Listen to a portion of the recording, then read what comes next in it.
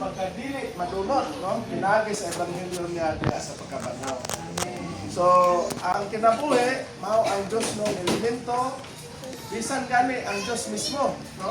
Na gipaambit sa atong espiritu maigsoon. Kay nahimo namang espiritong tagatag kinabuhi ang atong Ginoo. So ato naman siyang nabutunan. Naa na siya nato karon maigsoon. So dili ba ta malipay ana maigsoon? Malipay sa tungod kay nakabaton ta sa kinabuhi sa Ginoo. So sa 2:8, yun sa nga hinumdumi si Kristo nga nabanhaw gikan sa mga minatay.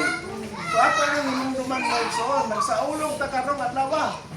Nga si Kristo nabanhaw na gyud gikan sa mga minatay.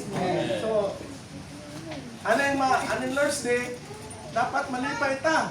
Amen. Nga atong hinumduman nga ang kamatayon o ang pagkabanhaw ni Kristo atong gisaulong karong adlaw maigsoon.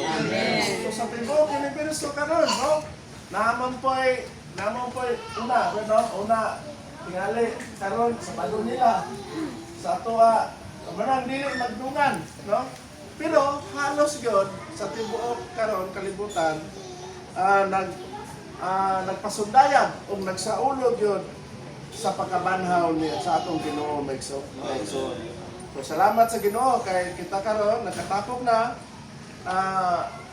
atong nabatyagan nga duna na kalipay nato panahon nga kita naa sa kalisdanan, naa sa mga kagool nya muduol lang ta sa Ginoo nga ingon nga binanhaw nga Kristo maigsoon. So kanini ang nabanhaw nga Kristo ato nang nabatunan, so ato na lang ipadayag maigsoon.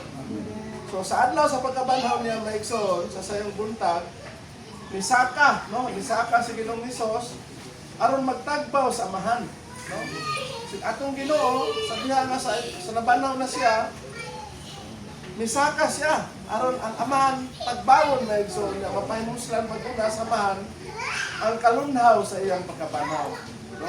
Sama sa hulagway na daton una ngadto sa Dios ang mga unang bunga sa katawhan sa Israel na ang unang bunga ilang yung daton aron matagbaw ang Dios. Sama po nato maigsoon sa iyang pagkabanhaw gitagbaw niya ang Dios una maigsoon. So sa iyang pagkabanhaw, nagpabangon niya. So sa unang adlaw aron papagitid sa bag-ong kabuhatan. So ang ato ang Ginoo na maigsoon, tinaw gyud nga nagpadayag nga nahimo na dahil siyang anak sa Dios bisan pagkaliwat sa mga tao, sa kaliwat sa tao maigsoon. Nga kita kay nakabaton man tas kinabuhi sa Ginoo, nahimutang mga anak o mga kaluha ni Kristo maigsoon.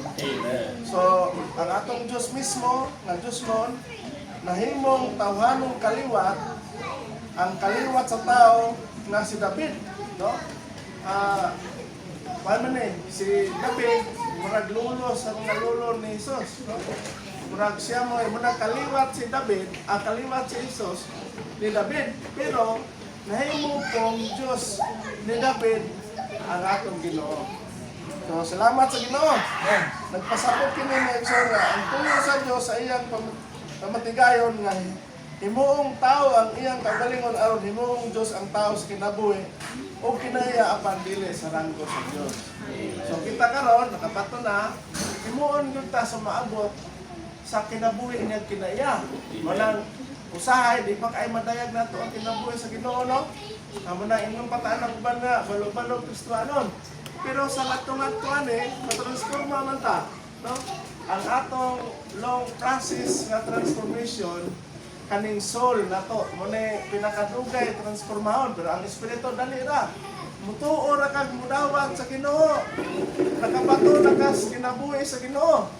Pero adlaw-adlaw gina-transforma pa ang ato ang kalag maigsoon. So ang kalag dili na sa ingon nga isa ra ka semana. Dili sa kabulan kun dili lifetime ni natong pagtransforma maigsoon. Nga matransforma ni pinaagi pod sa pulong sa Ginoo. Asa man ang pulong? Naa diha sa Biblia maigsoon. Amen. So makabduol po ta sa pulong sa Biblia pinaagi po sa Espiritu nga naa sa atong sulod may igsoon. Amen. So duha, no? Gamito na ito ang atong natao pag-usap ng Espiritu, then maduol ta sa pulong sa Ginoo nga nasa Biblia, aron mabasa nato ano yung pulong, aron mulunhaw sa ato ang tibok pagkatao, aron ang atong tibok pagkatao masama na sa iyang kinabuhi, masama na sa iyang kinaiya, diya sa iya ang kamatay.